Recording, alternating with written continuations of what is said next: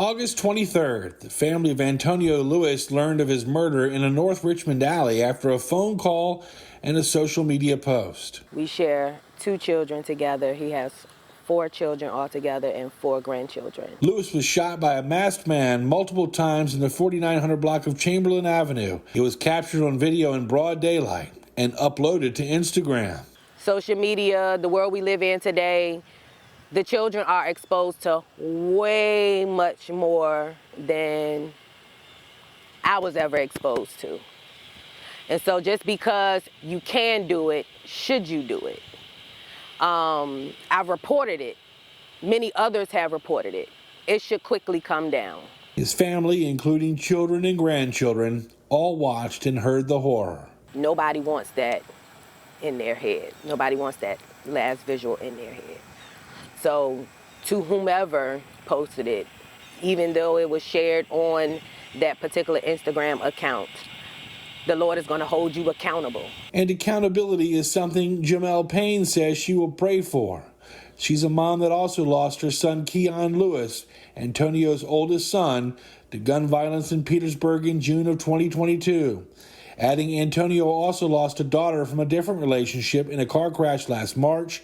She truly believes Antonio is struggling with dealing with the 2 tragedies. We love Antonio. We love Maya. And I'm going to forever love Keon. I really, really do pray that God start working overtime and these cases get resolved. That was John Burkett reporting. If you have any information that can help police find the person who killed Antonio, you're asked to call Crime Stoppers anonymously. That number right there on your screen, 780-1000. The Bon Secours Training Center, formerly used by the Washington Commanders, now sits empty and unused. Now the Richmond's Park and Recreation Department plans to transform the space. Jake Burns explains.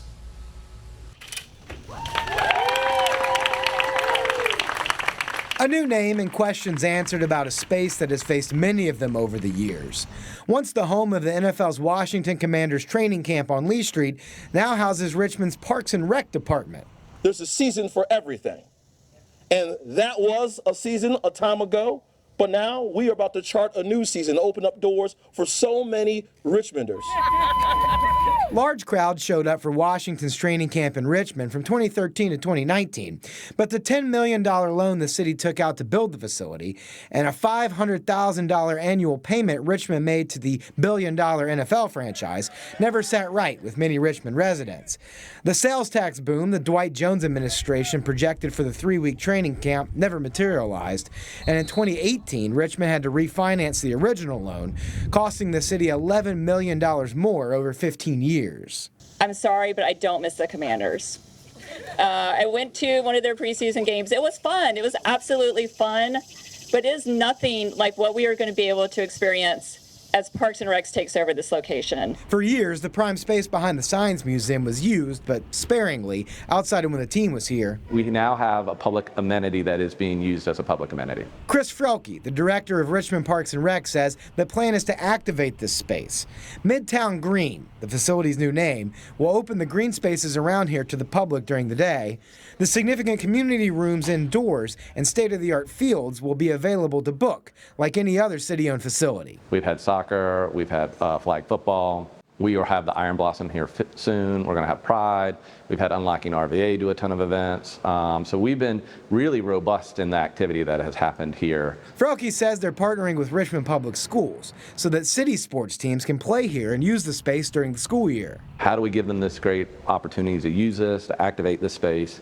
That's our main priority, to be quite honest, is to make sure these kids that haven't had some of the opportunities that they deserve, we do that. Midtown Green is centrally located near Scott's Addition.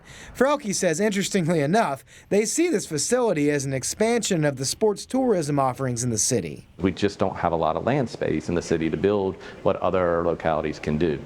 But this gives it to us. You know, we can do multiple types of sporting events out here. There's a lot that we'll be able to offer here, so we're excited about that. While the NFL team won't be here anymore, the city plans to focus the facility's use on people who call the River City home. And that's the goal of Parks and Recreation, is how do we create healthy communities and vibrant communities?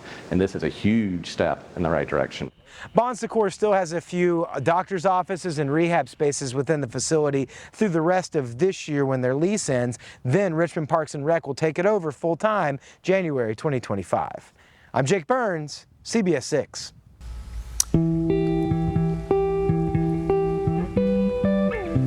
It is 6:37 right now. As we mentioned earlier in the show, 20 years ago, Friday, large sections of Richmond were underwater. Tropical storm Gaston dumped so much rain that Chaco Bottom was submerged under several feet of water. In a preview of my latest I Have a Story, I'll show you how quick thinking may have helped save lives at one of the city's most popular restaurants. Bottoms Up Pizza suffered some of the worst damage of any business in the city. Heavy and steady rains on that August 30th, 2004 pooled right outside the restaurant. Cooks and customers, yeah, they saw this. Inside, they knew they were in trouble when water started flooding the first floor of the eatery in minutes. Folks inside were stranded. Pizza cook Sherwin Bunn knew he had to act fast, so he turned off the gas ovens and fryers. Sherwin, his colleagues, and customers retreated to the second floor, waiting to be rescued from floodwaters. Oh man, it was chaos. Cars everywhere, cars flipped upside down, sirens going off, people everywhere. I guess everyone couldn't believe it. But yeah, it was quite a scene, man, quite a scene. That day was chaotic. And within, I would say it was probably 5 minutes, the water was already almost up to my knee. And then I looked at the French doors that are right there, and it was up to my head. And that's when I was, all right, everybody upstairs, let's go. Coming up, as we remember the 20th anniversary of Tropical Storm Gaston, surviving deadly floodwaters in Chaco Bottom, where the only place you could go was up. See my story ahead in our next hour. And this week, we're also looking back at another massive storm, this one down in the bayou. After the break, look back at the impact left behind by Hurricane Katrina nearly 2 decades ago and the absolute devastation it wrought. Hello there, Mike Stone. Hello there, Greg. Today we're going to be close to 90, a very low chance of rain in central Virginia. A good chance of rain, though, and some storms up in the mountains, not only today but tomorrow as well. But area-wide, Labor Day is looking fantastic. We'll have your full forecast coming up after the break. All right, Mike, thanks so much. We go now to Lower Broadway in Music City. Looks like we'll be able to get into a couple of eateries and perhaps some pubs. Or do a show.